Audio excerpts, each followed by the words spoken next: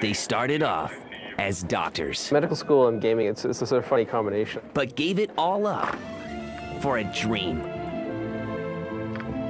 I think they were bemused. My parents were a little startled when they heard that we were going to shift transition. Times were tough. No question that the history of Bioware, there have been hard times, there's been challenges. Basically, he had to make a choice that he had to go back to medical practice. And times were great. They keep selling. Kind of a shocking experience. This is the fascinating story of a couple of med students who came together to form one of the most successful video game companies on the planet. I really like medicine. It's just that Bioware, I like more. It's the story of Bioware.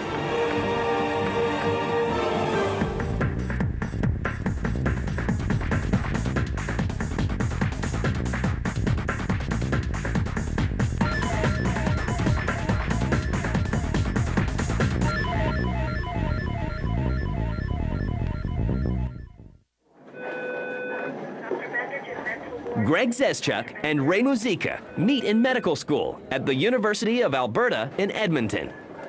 Ray and I met sort of saw each other at university prior to that, but we were more, didn't really know each other, didn't have the same circle of friends. It was one of those situations where we had common interests, specifically video games, and there were a few of us in the class that were big-time video game players. We had a lounge with arcade games and foosball, and that was our generalized hangout. Dedicated med students by day, die-hard gamers by night. Medical school and gaming, it's a sort of funny combination. I remember sitting down for some of my finals, and it was a great chance because you usually got about a 2-week break, so I usually play games for about a week and a half and then study for the last 3 days or so. I think it was always a hobby for us, so we never really stopped. And it's just something that we always, when we had a spare moment. While attending medical school, the future doctors are able to combine both loves. They begin developing educational software. Ray and Greg teach themselves the art of programming. But their team seems incomplete, as another med student waits to be discovered. When we were doing medical school, we actually been just absolutely passionate gamers, and that's one of the things that brought us together with our other partner, Gip. And we were interested in building something, I guess, that could help the faculty. And we recognized that there was a need for some online education, some computer programs that would make it easier to learn things. So we actually built a couple educational things that were probably comparable or better to the ones that were available at the time. And the addition of Augustine Yip provides the multi-talented threesome with some essential artwork. One was an acid-based physiology simulator for patients. It was actually used by medical students. We designed this really simple interface in C that would put up text and put up a picture, and you could make choices. And that was the first one we did. The second one was a gastroenterology patient simulator, which is basically all the educational stuff about how to treat gastric ailments, stomach, intestines, that sort of thing. The team effort proves to be a perfect combo as the soon-to-be doctors sell their software to the university. We ended up selling that to the university and having it sponsored by a pharmaceutical company. And eventually they were given copies that they could use Canada-wide and give to medical schools. So that ended up being actually not too bad. All three graduate from medical school in 1992. They each begin working as doctors in various fields. I liked working in small towns and doing emerge medicine for small towns and being the only doc for about a 100-mile radius, because you get to see a lot of neat stuff when you do that, and you help a lot of people that way as well. And I thought it was a fun thing to do. But Ray, Greg, and Og can't seem to shake their love for gaming.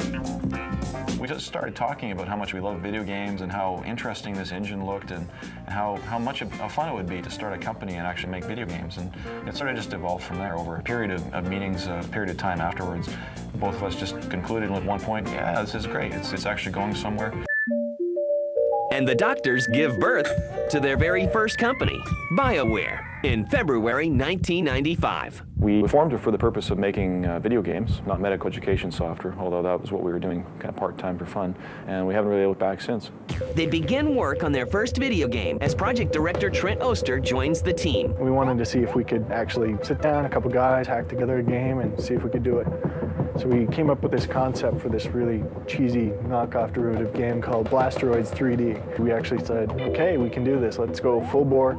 Let's work on the game that we wanted to do originally, the bigger game. So they begin working on that titleless bigger game, but they can't seem to quit handing out prescriptions just yet. We were still practicing medicine quite a bit at that time because we didn't pay ourselves a salary for over 4 years. Essentially what we did is we used money working as doctors and from the bank and all these sources, kind of gathered it all up, paid a group of people that we were working with, and did our best to get a demo done in about 6 months. Back in the old days when, you had a smaller team, like I think it was about 13, 14 people, and budgets were tiny back then. And so are their offices. We sort of had a couple of computers set up and a big desk in this little room in my basement, and Ray would bang his head on the ceiling because it was really short. And I could just barely clear it, but it was a little too short for him. We did stay for probably about 6 months and moved to a little tiny, literally rat trap office with, one circuit and, questionable wiring and all that sort of stuff, of a coffee shop. With demo in hand, Ray and Greg began shopping around to various publishers. We made a list, Greg and I did, of the top 10 publishers we wanted to work with. We divided it into two, each of us took 5, and we started cold calling people. And these are 2 medical doctors calling out of the basement of one of their houses, just calling people out of the blue and saying, we have something we want to send you, will you look at it? And in the end, I think after persistent phone calls, we got something like 7 or 8 out of the 10 to make an offer on the project. Bioware cuts a deal with Interplay, who is based in Southern California, and the result is Shattered Steel. Communications power that all hospitals have. It's released in October 1996. Shattered Steel was really driven by the technology. It's what we could do at the time. I look back on it, and for a startup company, it was a very intelligent thing to do. We picked a fairly easy concept to execute. We had a graphics engine that displayed rolling hills and rolling terrain very well, so it made perfect sense to use it for that game.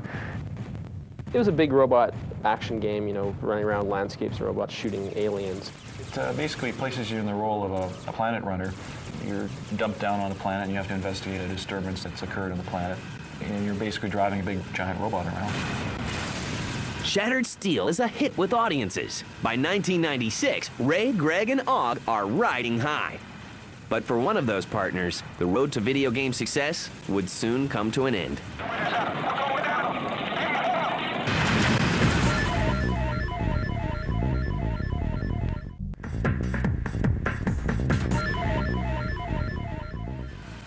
The team effort between Bioware and Interplay proved to be a match made in virtual heaven, with the incredible success of their first release, Shattered Steel, which sells over 100,000 units. Shattered Steel did quite well. At the time, we weren't expecting anything too massive, and it was a reasonable success. We never really think too much about how successful the games can or should be. Rather, we focus on the games. They have to be really high quality. We try and make sure that the fans know about them, the press knows about them, and that they're games that we'd want to buy ourselves. But things for Bioware haven't always been so ideal. Oh, I think no question in the history of Bioware, there have been hard times. There's been challenges. Like any business you're running, for the first few years, you're literally living paycheck to paycheck, so to speak. You're depending on that milestone check to pay the next payroll. We did our best to manage it very responsibly to minimize that, but it's pretty tough. I think we had tough times. And one of the toughest times is right around the corner, when partner Augustine Yip decides to leave the company. Yeah, I mean, he had a collision of life and gaming, I think. His wife wasn't a big fan of the city we live in. I think the issue was they wanted to have a different life than they were having. Basically, he had to make a choice that he had to go back to medical practice, and so he did, and we were reluctant to see him go. It was sad in a sense, because we had a good partnership, the three of us. I think in the sense the way it worked out has been good for all of us.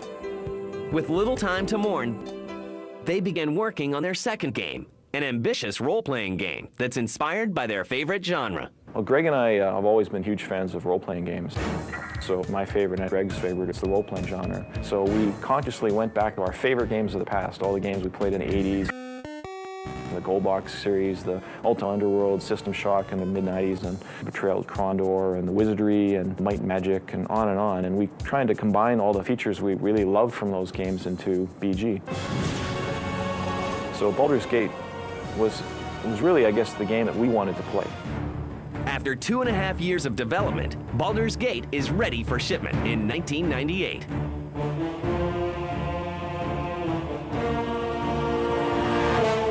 As long as it even got to the shelves, we were happy. We didn't really think about how many copies it potentially could sell. And D&D fans are ecstatic. Baldur's Gate becomes a smash hit.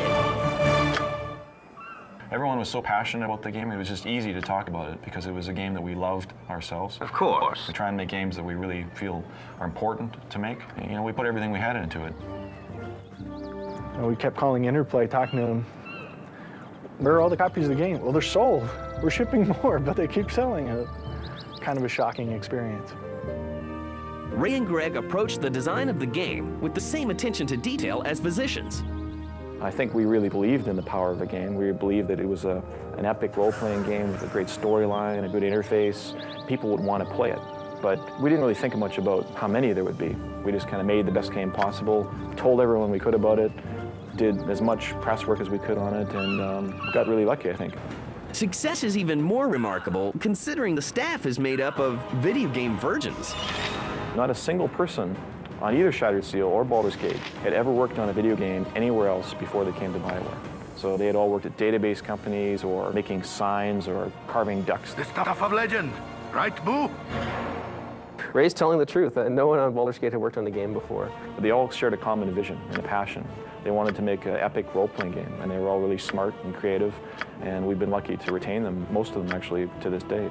Although success is well appreciated, the boys can't seem to let go of certain practices. Yeah, we did for quite a while, actually, even after that point. It just didn't feel like it was the right time yet to stop. We'd only been working as doctors for a short while, and I think we wanted to just, I don't know, I think it's almost like it would have seemed wrong to stop at that point. And what did their parents think about all of this video game stuff? I think they were bemused. My parents were a little startled when they heard that we were going to transition from our careers from medical doctors into forming a company. I know my parents were really surprised when, actually I shouldn't say they were surprised, actually they expected this sort of thing. They thought, oh, this is a fad. You know, so they weren't too alarmed. But the boys are their own worst critics. Wait, there is something wrong. We look at it and we can tell you everything that's wrong with the game, everywhere it feels clumsy, everything that it doesn't do perfectly. Our rules are very strict. And that's, I think, the key to our success. Everything is as good as you make it. They open their ears to the people who play their games. Our fans told us that they wanted improvements to the original game. We instead made a leap to improve the system. And then there is the follow-up, Tales of the Sword Coast. And the sequel, Baldur's Gate 2. We weren't specifically surprised how well Baldur's Gate 2 did. In some way we still are. Like we really don't set our expectations to like this ridiculous level. BioWare branches out into the console arena with MDK2, their first cross-platform project for the Sega Dreamcast and PC. We were working on this game with Interplay. We were trying to figure out what it was going to be. Then, you know, one day, Ray and Brian Fargo were talking to us, and they sort of said, well, why don't we make MDK2? You know, we have the rights, we can get them to you. And we thought, yeah, that'd be cool. It'd be fun. It gave us a really good understanding and a first introduction to the console market after not having done consoles before that. In March 2001, an enhanced version of MDK is released for the PlayStation 2. Come, Toast. You've done well. Everything's Jake for sure. We took the one playable character that was in MDK, expanded that to 3. So you could play Max the dog, you play the doctor, or Kurt. And all 3 of them had different play styles. So the dog was more just an action machine, 6 legs and 4 of them could hold guns. Kurt was more a master of stealth and espionage. He could kind of sneak around and had his parachute and kind of ducking around corners, using invisibility. I've no time to flush the atomics now. And the doctor was a man of science, so he could combine items into really cool and interesting things that allowed you to solve problems with tactics and more strategy. Good luck, Doctor. I don't need luck. I've got science. So a company started by a couple of doctors has gone on to a successful video game career. But going back to their roots may be the best decision they ever made.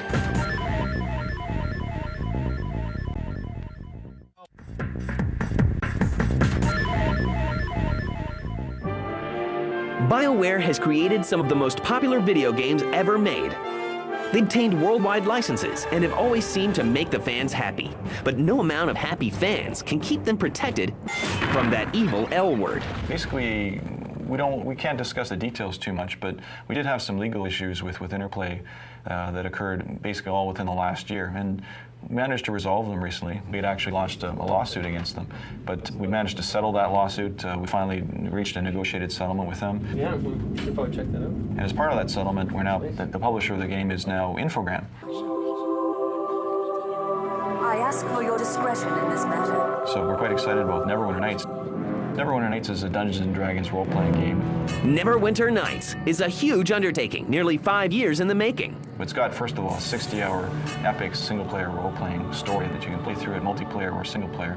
Neverwinter Nights is just really, really big. It's actually really exciting because I think in a sense it's our next big anticipated thing. It's a chance for us to show that, in a sense, the Baldur's Gate stuff wasn't a fluke. Dungeon Master capabilities are an adjunct to the multiplayer, and they're a core part of the game as well. The DM can do things like enhancing the storyline. Your task in this is twofold. First, find the water deviant creatures and bring them back to me. I'm no hero. I just want a nice, quiet life. DMs can make the game a lot of fun. Only one way out for you!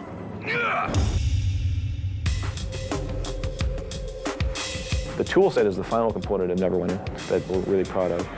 It allows fans to make their own content.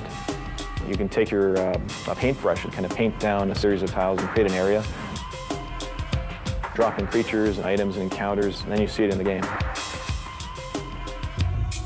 And it's the same functionality we use internally, so it's very easy to use. For Bioware, listening to fans is a top priority. I think it's important for people to play it and give us their impressions because they're the best possible audience.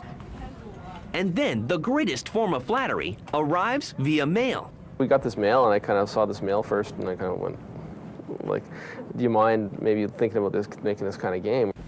And so I ran to Ray's office and showed me, it was like, oh my goodness. We're speechless. We're like, wow, yeah. It was a tremendous honor that he would consider us for such a game. Star Wars, Knights of the Old Republic is another ambitious role-playing game that takes place 4,000 years before the Star Wars movies.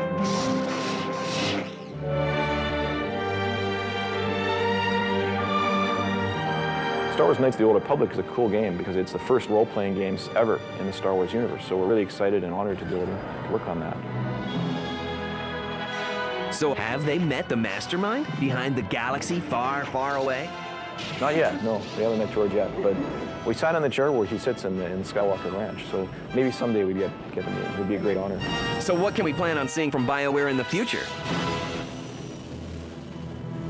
The future of Bioware is probably working on both PC titles and console titles. This is your most important duty.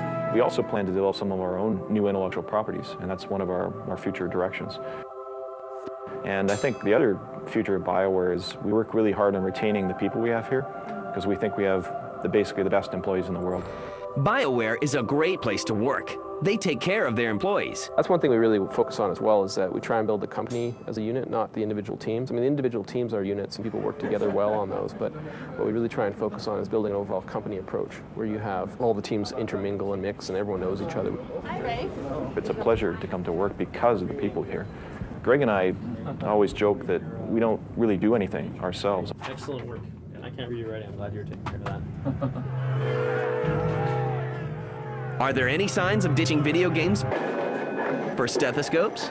I retired from medicine about 2 years ago, and I'm pretty happy not doing it. I think by the end I was sort of feeling it was sort of drudgery in the sense that every time I was doing medicine I always felt I wanted to be back here. You know, I'd be at the clinic, I'd be kind of looking at my watch going, oh geez, I hope I don't have another patient because I really want to go back to the office. For one, putting the past behind him is a bit more difficult. I've still got a license to practice, and I've still got my residency certification. I haven't practiced personally for about 1.5 years or 2 years, I guess, now. It's just Bioware is so busy now that you know, it's very hard to find the time to go back to that. And I think Greg is the same way. I think he actually says that he's officially retired. I've never said that, but effectively I am. I mean, it's just Bioware is so much fun. It's not that we don't enjoy medicine. I personally enjoyed it quite a bit. In fact, I really like medicine. It's just that Bioware I like more. it's a passion. You know, video games are my passion. But that is a tale for another time. After all the years of working together, Ray and Greg's friendship still prevails. It's hilarious when you get the two of them together. And you've got one guy who's kind of bouncy and easygoing, you've got the other guy who's very rigid. And for them, it works. We're best friends. We've been best friends for like 12 years or more. I've lost count now, but he's a very good guy. It's really good, actually. He's a good partner as a joint CEO. We have a good working relationship. I think we complement each other's skills. We'll yell at each other once in a while, and usually in front of other people, and they kind of freak out, and they're kind of like not sure how to how to carry themselves. I don't think I had a big fight. We always joke that between us we're half a person. I think it'd be a lot harder for either one of us individually to run the company. Together we add up to something more than one person, but our relationship is at a point where we're really comfortable. It's been a good partnership. It's really good. I've learned a lot of things from him. You know, the stresses. I don't know if he's learned anything from me or not. Pressure and the decisions. And hopefully he has. It's hard making all these decisions all the time. We're a pretty good team. It's awfully great to have another person. I think that's probably the best way to sum it up. We're a good team.